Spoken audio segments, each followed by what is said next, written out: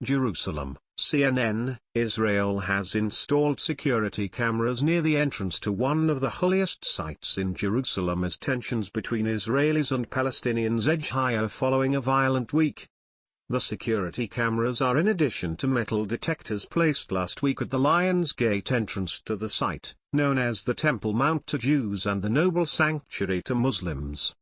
The metal detectors, seen by Palestinians and Arab countries as an attempt by Israel to unilaterally exert control over the holy site, triggered widespread protests across Jerusalem and the West Bank.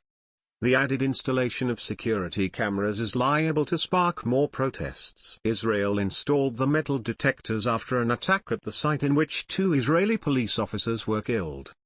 The metal detectors may be the immediate reason for protests that have broken out across the region. It is control of the holy site that is at the heart of this outbreak of demonstrations. Israel installed security cameras near the entrance to Old City of Jerusalem holy site early Sunday morning. New decisions about security measures in the Old City could be made at a Sunday night Israeli Security Cabinet meeting. Palestinian President Mahmoud Abbas suspended contact, including security coordination, between the Palestinian Authority and Israel. 4 Palestinians were killed in ongoing demonstrations against Israeli security forces Friday and Saturday. The United Nations Security Council called a meeting for Monday to discuss the latest development in the region. The Middle East Quartet, consisting of the US, Russia, the UN, and EU, issued a statement on Saturday calling on all sides to demonstrate maximum restraint, refrain from provocative actions and work towards de-escalating the situation. On Sunday, the Cairo-based Arab League called for an emergency meeting of Arab foreign ministers, scheduled for Wednesday, to discuss the latest Israeli security measures at the Temple Mount/Noble Sanctuary, said Arab League spokesman Mahmoud Afifi in a statement. Jerusalem is a red line that Arabs and Muslims wouldn't allow to be crossed, said Arab League chief Ahmed Aboulgheit in a statement. Israel is playing with fire and is risking sparking a crisis with the Arab and Muslim worlds. Israeli Prime Minister Benjamin Netanyahu has often touted improving relations with Sunni Muslim states in the Middle East, understood to mean Saudi Arabia, though Israel has no diplomatic relations with the Saudis.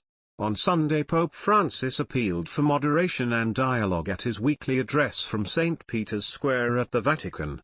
I ask you to join me in prayer for the Lord to inspire in all sides proposals for reconciliation and peace, he said. At Sunday's weekly government meeting, Netanyahu said Israel is constantly monitoring the security situation in Jerusalem and will decide accordingly what actions to take. A security cabinet meeting scheduled for Sunday night could bring a new decision about the metal detectors and other security measures taken in the Old City of Jerusalem. We are conducting this calmly, determinedly and responsibly, and thus we will continue to act in order to maintain security, Netanyahu said.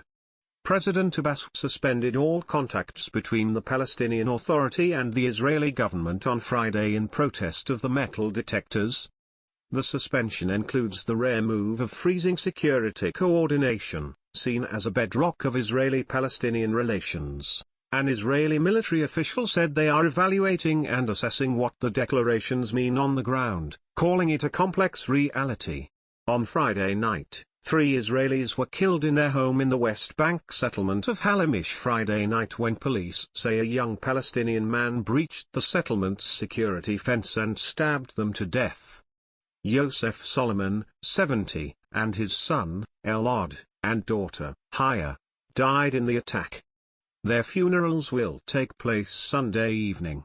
Netanyahu said Israel would look to destroy the home of the attacker as soon as possible, a routine measure intended as a deterrent against future attacks. The Israeli military arrested more than 20 Palestinians in an overnight sweep on Sunday near the site of Friday night's attack, according to an Israeli military official. The Palestinians were suspected of preparing attacks in the immediate future or of being members of the militant group Hamas, the official said.